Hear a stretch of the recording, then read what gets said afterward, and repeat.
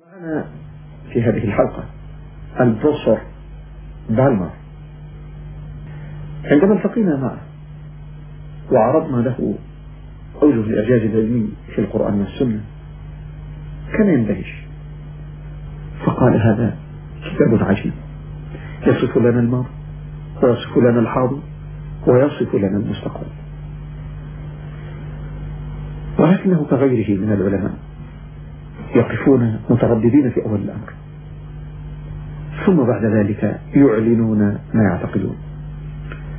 ولقد قدم بحثا في القاهرة حول الإعجاز في مجال علم الجيولوجيا، ثم ختم تصريحه، ختم بحثه هذا بقوله: أنا لا أعلم المستوى الثقافي الذي كان عليه الناس في زمن محمد صلى الله عليه وسلم، ولا أدري في أي مستوى علمي كانوا، فإذا كان الأمر كما نعرف عن أحوال الأولين والمستوى العلمي المتواضع الذي ليس فيه هذه الإمكانيات، فلا شك أن هذا العلم الذي نقرأه الآن في القرآن هو نور من العلم الإلهي قد أوحي به إلى محمد صلى الله عليه وسلم. فهو ذا ينهي بحثه بهذا التصريح. We need research into the history of early Middle Eastern oral traditions to know whether, in fact, such historical events have been reported. If there is no such record, it strengthens the belief that God transmitted through Muhammad bits of his knowledge that we have only discovered for ourselves in recent times. We look forward to a continuing dialogue on the topic of science and the Quran in the context of geology. Thank you very much.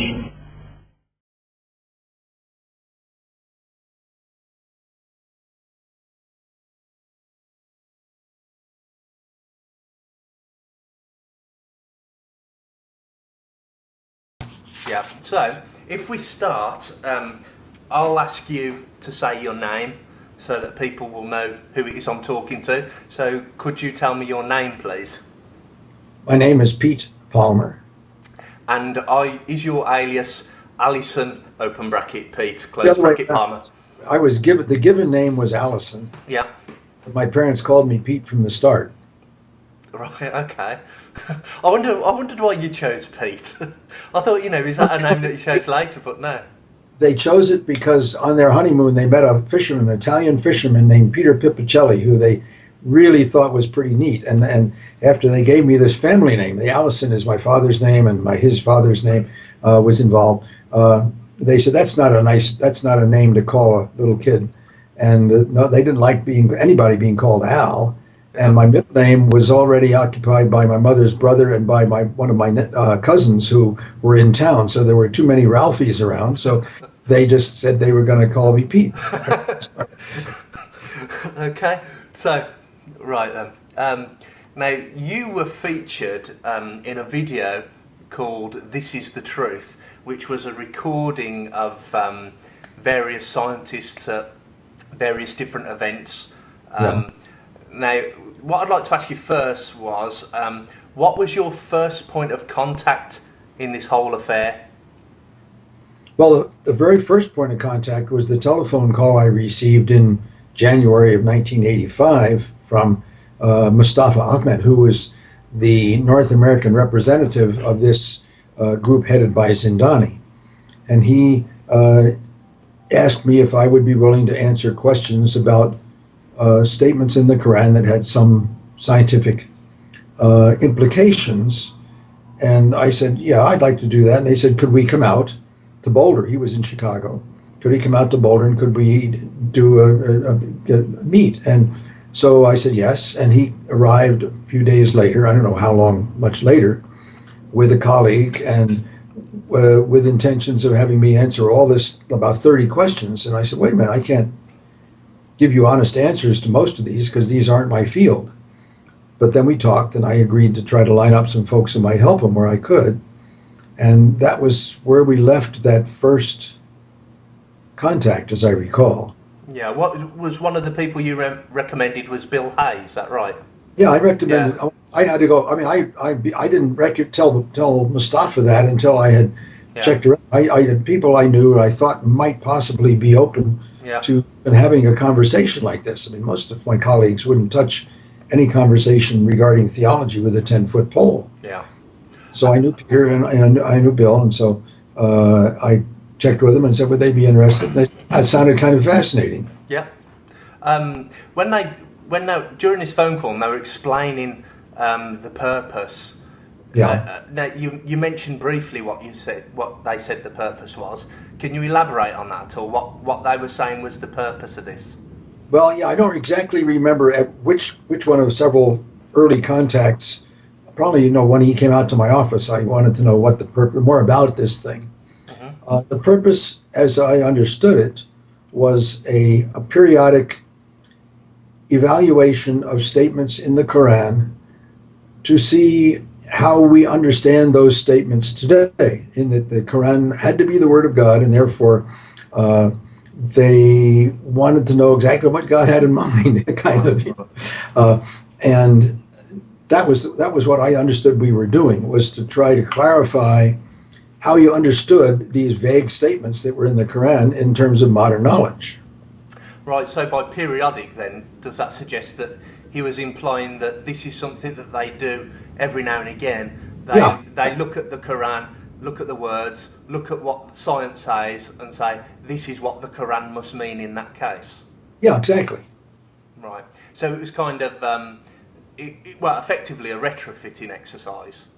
Would that be fair to say? It's perfectly okay. You look in the Old Testament, you get some of these vague statements. So how would we understand how could they come by these statements? Mm-hmm. How did they get this information? How did they get these impressions? Yeah.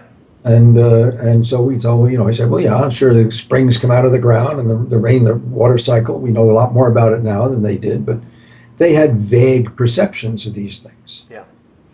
Now, during these early contacts, I believe that they invited you to an interview in Jeddah.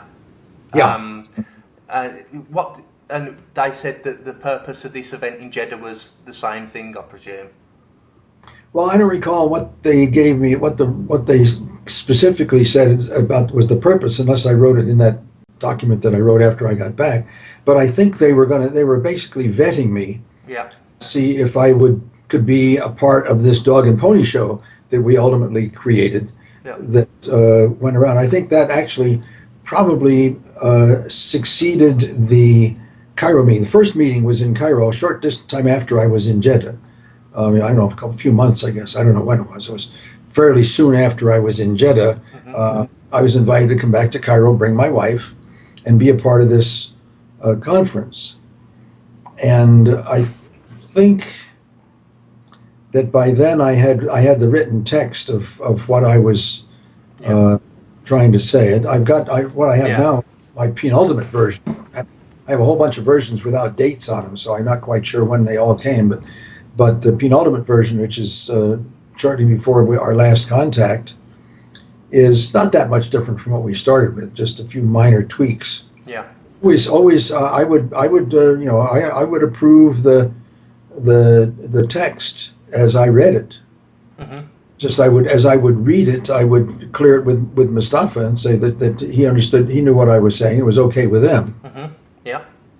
And so I didn't feel uncomfortable in the text, because in the text I was basically saying we have to establish, that was the point of my text, we have to establish there was no way for this knowledge to have been extant, because almost all the things that I was given, you could understand as being perceptions extant at the time of the writing of the Quran. Yeah. After your initial contact, the initial contact was January.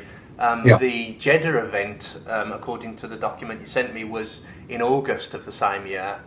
And they did an interview with you in front of cameras. Oh yeah. Do you remember that? And how long did that go on for? Do you recall? I think I may have written how I went on over parts of more than one day. I think it was a couple of days, but they had a video studio at the university, Abdul Aziz University, and in the studio were 3 or 4 of the members of the geology faculty at the university, each of whom had been a student of somebody I knew back in the U.S. Mm-hmm. and they were there listening to this conversation as I was being videotaped. Oh, nuts, here comes my phone again. Yeah, okay, just carry on and I'll keep recording. Can you do that? Yeah, sure. Listen. Palmer's. No, I'm in the middle of a long-distance Skype conversation. I can't talk. Thank you. I hate this. Money calls. They want, even on a Saturday, they want to go and give you a contribution this, contribute that. Yeah. That sort of stuff. Sorry about that. That's fine. Okay. Yeah, from your notes, it said that when you arrived in August, Zindani reinterpreted the English translations of the Quran in order to make them more geologically accurate. And then you would say in front of the camera what you and Zindani had agreed that this idea might imply. Yeah. Yeah, does that sound fair? I think that's right. Yeah, I don't remember the details of that, but yeah, I mean, I was trying to make sure that what he was getting acceptable. Yeah. In terms of what we now knew. So yeah. Now, according to your notes, this meeting ended with you being asked an unexpected question. That I don't remember. Did I say that? How could Muhammad have known? Oh, well, yeah, they probably asked that, and I said, we have to establish that. We don't know that. And I think most cases he would have had to known, but we have to establish there was no way for him to know. Yeah. And then you also said that Zindani asked to help you to create the draft of a paper summarising the visit, which was going to be presented in I think that was the one you were going to present in Cairo. So Zindani helped you to go through the draft of that paper, did he? Yeah, we worked that draft back and forth, and I mean it was Zindani and myself, and I think Mustafa was involved. Yeah. I think we were co-authors, and as we were listed as co-authors, and we worked that over so that I was comfortable with the text, and they were comfortable with the text, but it was a text that was essentially skeptical. Yeah. So the purpose of this wasn't really to portray the opinion that this is all miraculous information. And, no. And it was supposed to be this is how we can interpret the meanings of these vague words, but we've got to be skeptical about how people would have known this kind of thing. I mean, there was nothing in the geological stuff that could not have been extant in knowledge in the Middle East. The only part in all the various things we were given that was difficult to understand as being extant knowledge was this embryological stuff. Yeah. But the geological stuff, all of that seemed to me was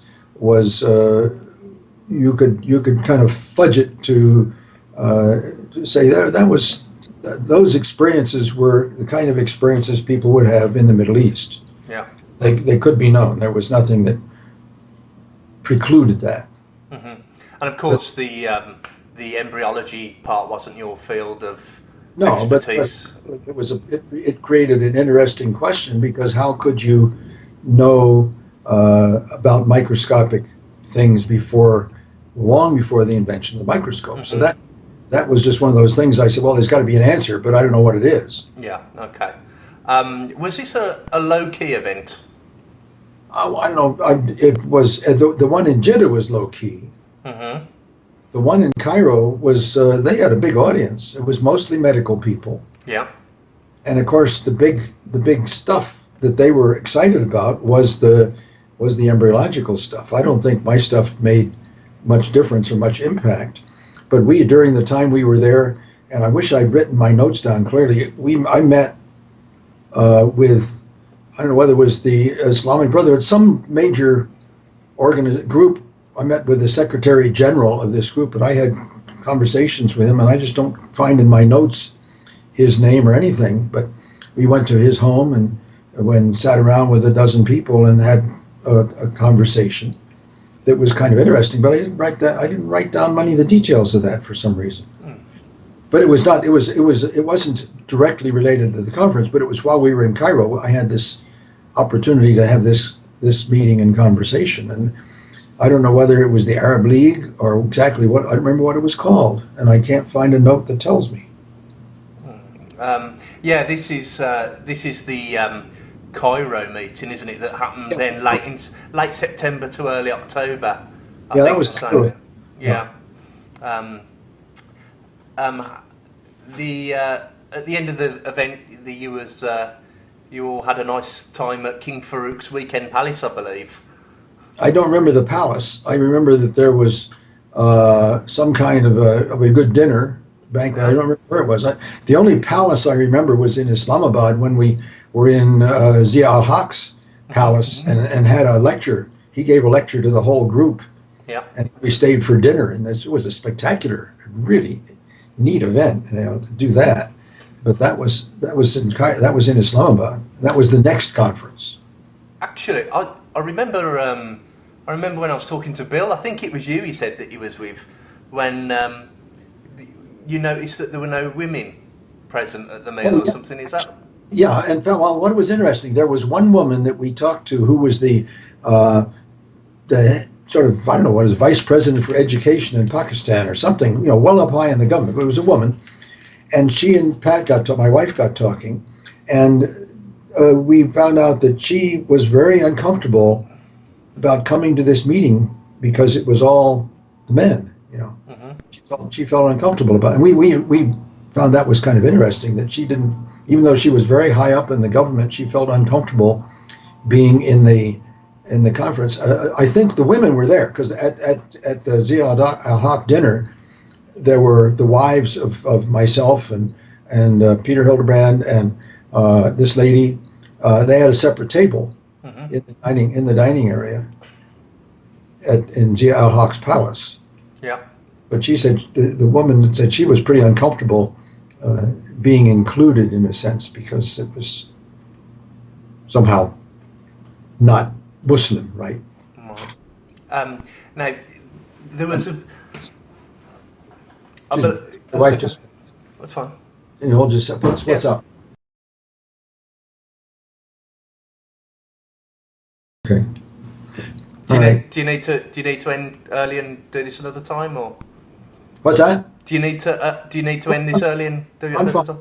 No, okay. Now, this affair in Cairo, I believe it ended with a bit of a furore when you made a suggestion about the implications of Muhammad's illiteracy. No, that was us, Islamabad. That wasn't Cairo. Was it Islamabad? Yeah. And that was after Cairo, was it? That was after Cairo. And exactly when, I don't know whatever dates they were, we went to Islamabad, and that was the conference where I responded to a couple of Egyptians who, when I suggested that we have to know that there was no way for Muhammad to have been involved in this, and they stood up and challenged me and said, well, but Muhammad was illiterate. And I said, there's a difference between being illiterate and being stupid. And I think he was probably a very brilliant man. And that got me in trouble, rescued partly by a jet black Somali Supreme Court judge who was trained in England, had perfect Oxford English, who stood up in the audience and said, he's right. We have to know that there was no way for this knowledge to have been extant in Muhammad's time. So the audience that was a big audience. That was several hundred people there, a couple hundred people at least. And most of them were just hanging on these words about the embryology. And my stuff was pretty much peripheral because I didn't have anything that they really could hang a case on. Yeah. Now, at the end of these events, Indani created this video collection called "This Is the Truth," which, in summary, is supposed to be a large collection of Western scientists that had studied the Quran and all come to the conclusion that either that they thought it was from some divine origin, or that they were absolutely dumbfounded as to an explanation, but weren't quite prepared to make that leap. In your case, what he says, I had someone translate it for me. It says,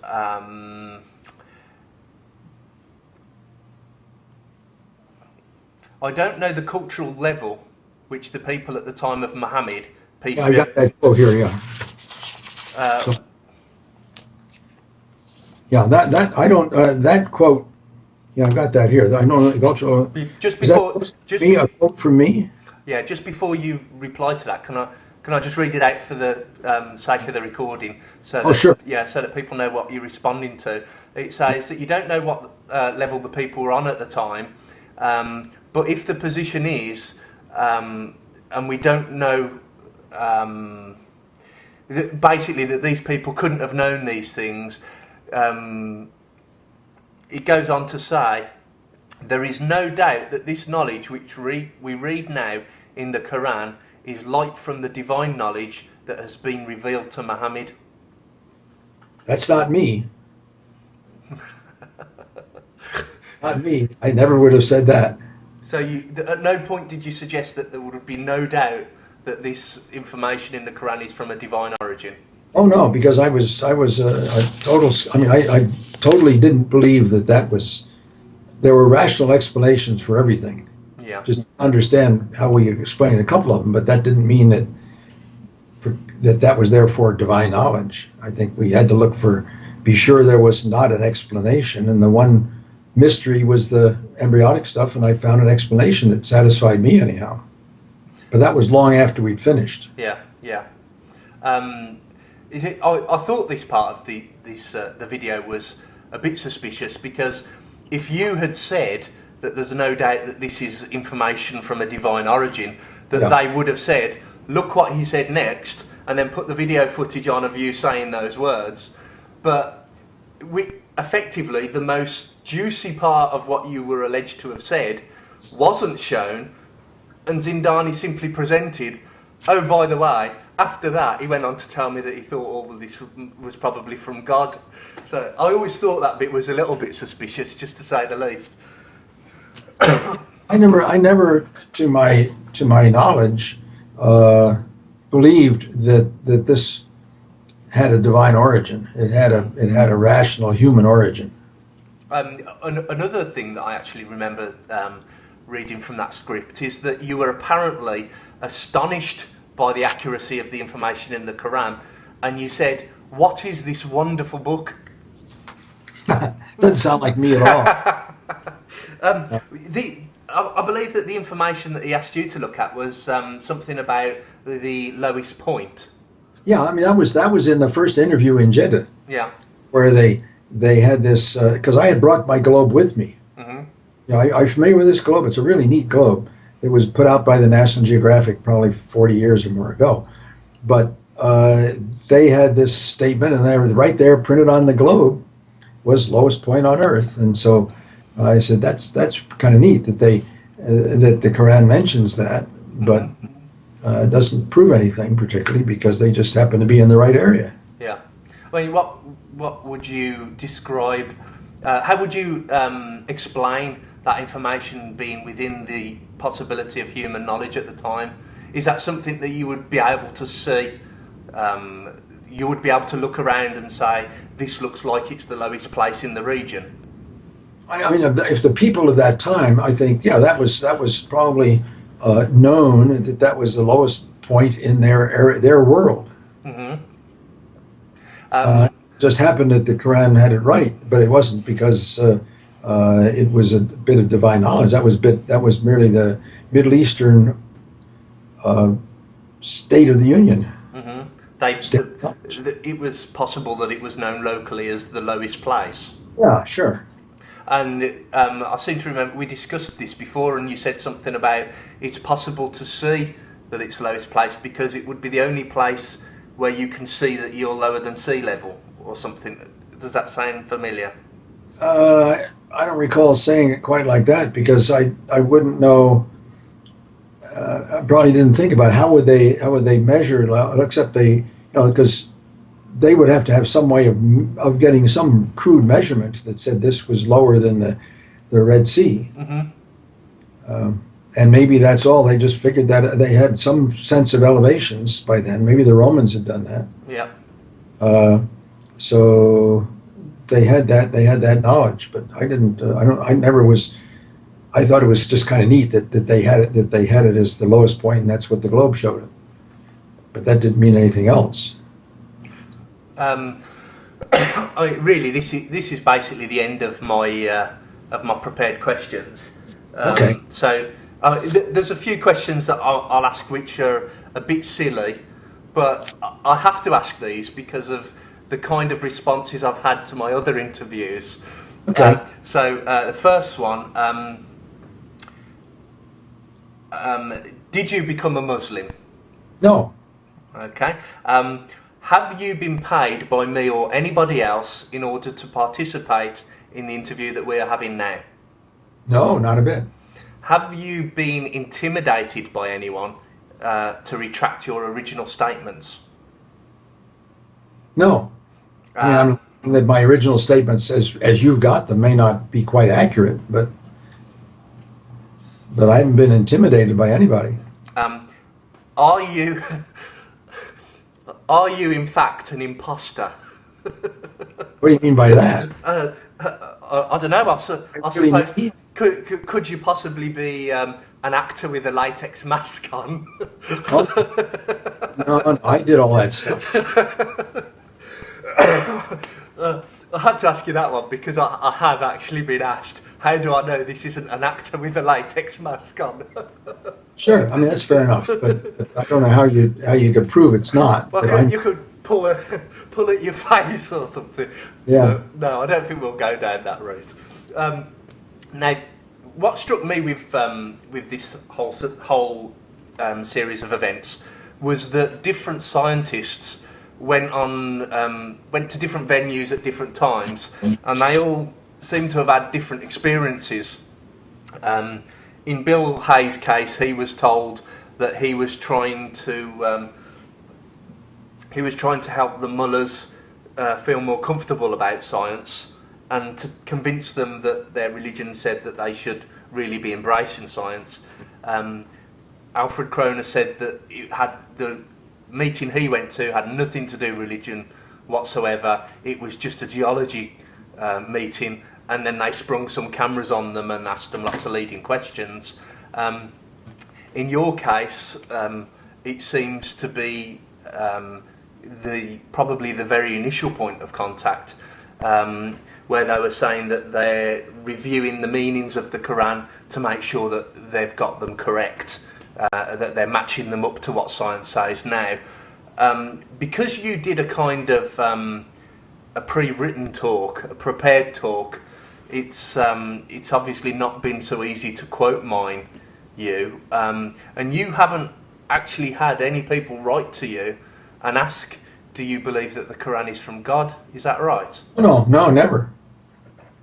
Your experience is really in contrast to other people, because Alfred, for example, said that he's had hundreds of people write to him, and he had a pre-written copy-paste response. It'd say, dear XXX, and then the explanation.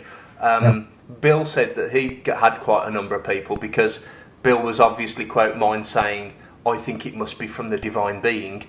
So obviously these other people have been, quote mine. So my purpose really in talking to you was, because you seem to have been the initial person that they contacted, I was really kind of interested in the origins of this affair, what they originally said it was for, how other people got involved and so on. It's been really interesting having you explain that to me.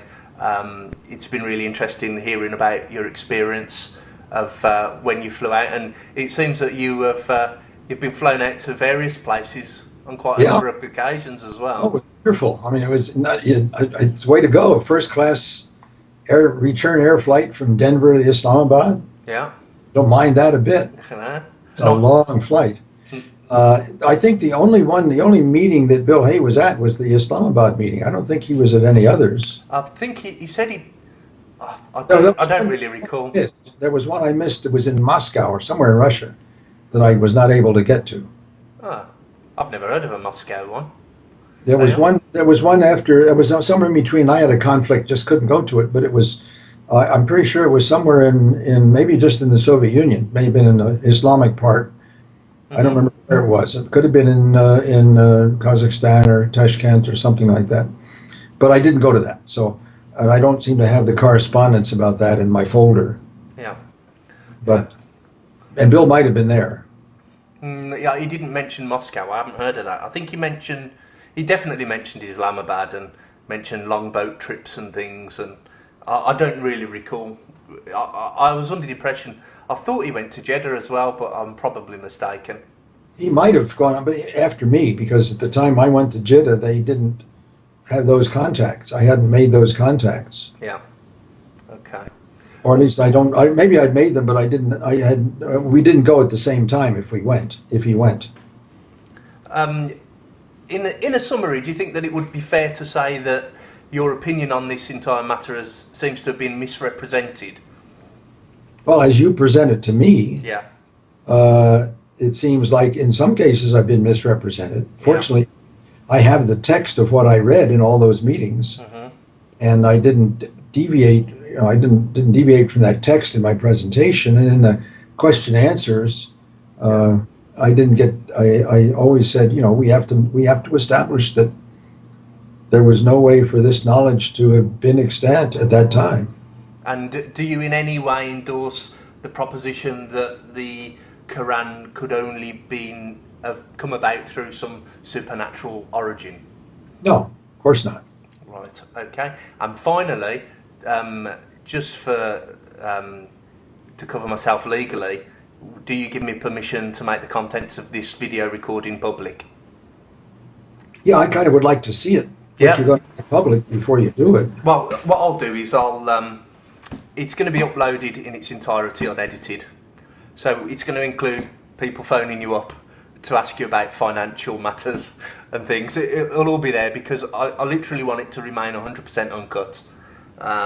Because the name of the channel on YouTube is This Is The Truth Uncut. So I can't really edit out the phone call because then it'll be cut. So what I'll do is I'll upload it and I'll let you have a look at it first. And if you're not happy with it and you want me to get rid of it, that's fine. And if you're happy with it, then I'll make it public. Okay. I mean, I enjoyed my contacts with everybody involved. Yeah. In this, I wasn't vehemently trying to contradict them. But I was just saying that from my point of view, we have to have conclusive evidence that there is no way for this to have been extant knowledge. Yeah. And we didn't change that. We had a lot of private conversations along these lines without. I mean, we just kind of agreed to disagree. And I think in the New York Times piece, which Dan Golden wrote, Sindani is quoted as saying I was the one who wouldn't commit. Right. There you are. That was accurate then. That was accurate. Yeah, definitely. I think the thing is though, it wasn't entirely accurate because I haven't actually yet spoken to a scientist that did commit. I've spoken to about 5 or 6 on the phone. You're only the 3rd video interview I've done so far. And so far, every single one of them said that just wasn't my opinion at all. So it would seem that you weren't the only one that wouldn't commit. Maybe what he really meant was the others were much easier to make it look like they'd committed. They were more tactful. I don't know. Yeah, they were a bit more polite, I think, maybe. Right. Okay. We had very frank conversations. I mean, because I don't mind discussing theology with theologians. I think I enjoy that. Yeah. And so we had discussions about where I came from and why I thought the way I thought, and that was okay. So I never felt I was being sort of argued with or had my arm twisted or anything like that. No, doesn't sound like you were. But as long as people realise that if someone uses you as an authority on the information in the Quran regarding geology, and that you as this authority say you've really got to be impressed by this, you should be quite convinced that this is beyond the ability of a 7th century human, that they know that this isn't something that they should be listening to. No, I never implied that at any point. That's brilliant. Right, okay, thank you very much. You're welcome. Pete, who's hasn't got the name Pete in his real name anywhere. Pete Palmer, thank you very much for your time. Thank you very much. Oh, you're welcome. Okay. Thank you.